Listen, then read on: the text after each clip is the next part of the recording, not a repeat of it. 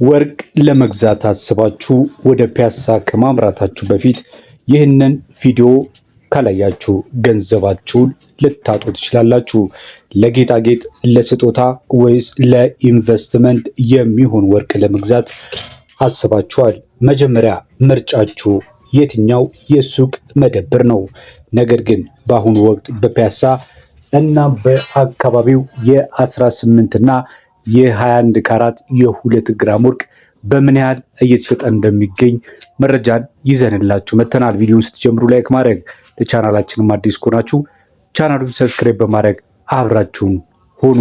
ገበያው ወዴት ነው የሚያደላው?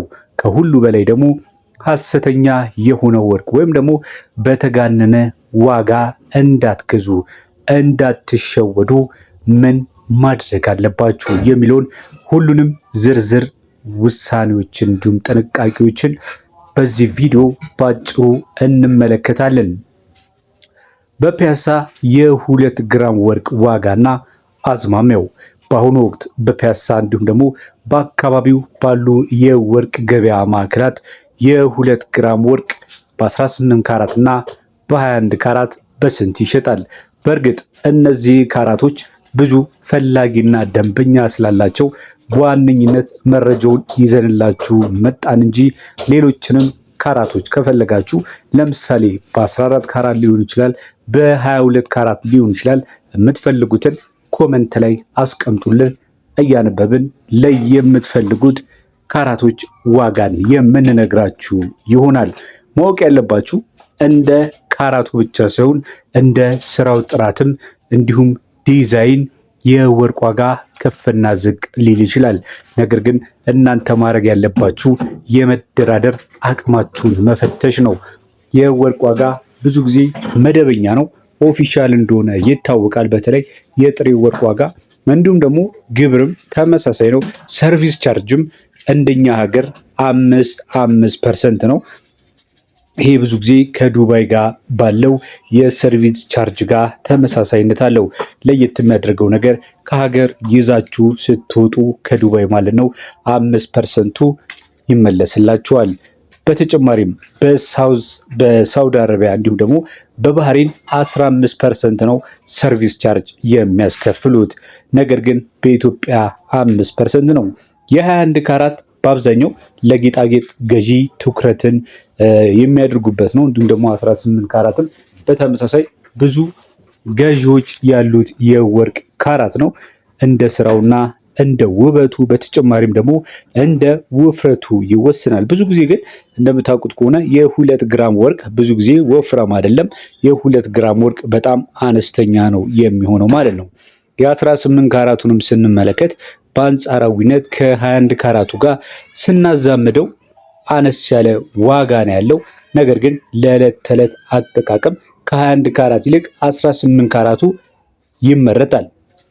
ለ2 ግራም አነስ ያለ በጀት ነው የሚጠየቀው በ18ቱ ማለት ነው ከ21 ካራቱ ይልቅ። የገበያው አዝማሚያው ምንን ይከተላል ካላችሁ እንደምታውቁት ከሆነ የሚከተለው ዓለም አቀፉን የወርቅ ዋጋ ነው የሚከተለው። በተጨማሪም ደግሞ የባንክ ምንዛሪዎችንም ይመለከታል ማለት ነው። በተለይ በአሁኑ ሰዓት ላይ በባንኮች ያሉትን ምንዛሪ ተመኖች መከታተል እጅግ በጣም ወሳኝነት አለው። ምክንያቱም ምንዛሪ ላይ በተለይ እንደ ኢትዮጵያ ባሉ ታዳጊ ሀገራቶች በውጭ ምንዛሪ ከፍተኛ ተጽዕኖ ስላለባቸው ወርቅም ከምንዛሪ ጋር ቀጥተኛ ተጽዕኖ አለው ማለት ነው። በአጠቃላይ እንግዲህ የወርቅ ዋጋ ለረጅም ጊዜ የማደግ አዝማሚያ ያለው። ስለዚህ ዛሬ የገዛችሁትን ወርቅ ነገ ላይ ጠንካራ የፋይናንስ ዋስትና ይሆናል። የምትገዟት 2 ግራም መሆኗን ትንሽ መሆኗን አይደለም ማየት ያለባችሁ። ዋናው ልባችሁ ነው የሚወስነው እንጂ 2 ግራም ገዛችሁ 10 ግራም ገዛችሁ ገንዘብ ከመያዝ ወርቅ መያዝ ያዋጣል።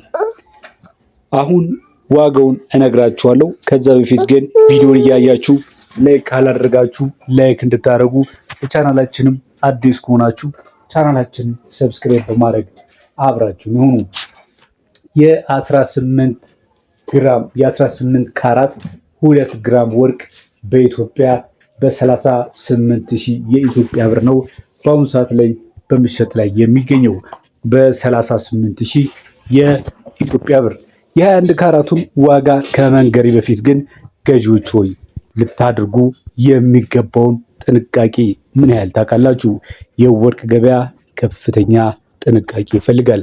ወደ ፒያሳም ሂዱ፣ ወደ ሌሎች የሱቅ የወርቅ መደብሮች ስትሄዱ እነዚህን የምነግራችሁን አሁን ነጥቦችን አትርሱ። እነዚህ የምነግራችሁ 4 ነጥቦች እጅግ በጣም ወሳኝ ናቸው። ቪዲዮውን ላይክ ማድረግ፣ ሼር ማድረግ አይረሳ።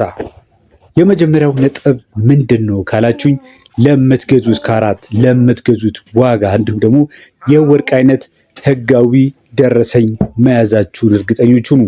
ማንኛውም የወርቅ ጌጣጌጥ ስትገዙ የሱቁ ማህተብ፣ የተገዛበት ቀን፣ የወርቁ ካራት፣ ትክክለኛው ግራም በደረሰኙ ላይ በትክክል መቀመጡን እርግጠኛ ሁኑ። ይህ ለምን ይጠቅማል ካላችሁ ደግሞ ነገ መለሳችሁ ስትሸጡት ወይም ደግሞ ስትለውጡት ዋስትና ይሆናችኋል። ሁለተኛው ሚዛኑና ካራቱን በደንብ ማየት ነው። የወርቅ ክብደት ትክክል 2 ግራም መሆኑን በዲጂታል ሚዛን ላይ ባይናችሁ ተመልከቱ። በተጨማሪም የወርቁ ላይ ስታምፕ የተደረገው የካራት ምልክት ምን ያህል ነው? 18 ካራትን እንዳትገዙ፣ 21 ካራትን እገዛለሁ ብላችሁ። ሌላም የካራት ልዩነቶች እንግዲህ በአይን ብቻ አይደለም የሚታየው፣ በተለያዩ መፈተሻዎች ስለሚረጋገጥ ያንን ቼክ ማድረግ አትርሱ። በሶስተኛ ደረጃ የምነግራችሁ ደግሞ የስራና የቁሳቁስ ክፍያን ለዩ።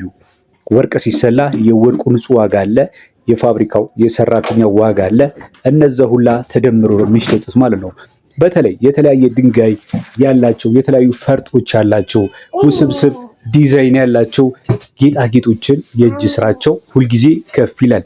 ነገር ግን አነስተኛ ዲዛይን ያላቸው ወርቆች ከሆኑ ደግሞ ስትደራድሩ ያንንም ከግምት ውስጥ ማስገባት አለባችሁ ማለት ነው። በአራተኛ ደረጃ የምነግራችሁ ውድ ተመልካች አድማጮቼ የዕለቱን የሱቅ ዋጋ ማነጻጸር ነው።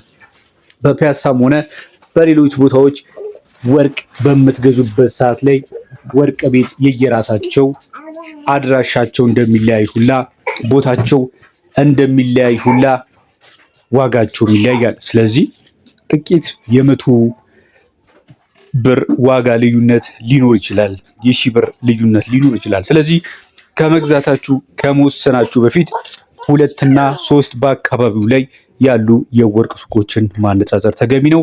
በመጨረሻም የ21 ካራቱ በስንት ይሸጣል ካላችሁ በ46,000 የኢትዮጵያ ብር ነው የ21 ካራት የ2 ግራም ወርቅ በመሸጥ ላይ የሚገኘው። ወርቅ መግዛት የውበት ጌጥ ብቻ ሲሆን እንግዲህ አስተማማኝ ጊዜ፣ ረጅም ኢንቨስትመንት ነው። በፒያሳ እንዲሁም በአካባቢው በአማካይ የ2 ግራም ወርቅ ስትገዙ ገበያው ያለበትን ወቅታዊ ሁኔታ ለመከታተል ቪዲዮዎቻችንን ላይክ ማድረግ፣ ሼር ማድረግ አትርሱ። ህጋዊ አሰራር ያላቸው ሱቆች ብቻ በመምረጥ ራሳችሁን ከኪሳራ ጠብቁ። የዛሬ ቪዲዮአችን ይመስል ነበር። በሌላ ቪዲዮ እስከምንገናኝ በያላችሁበት መልካም ጊዜ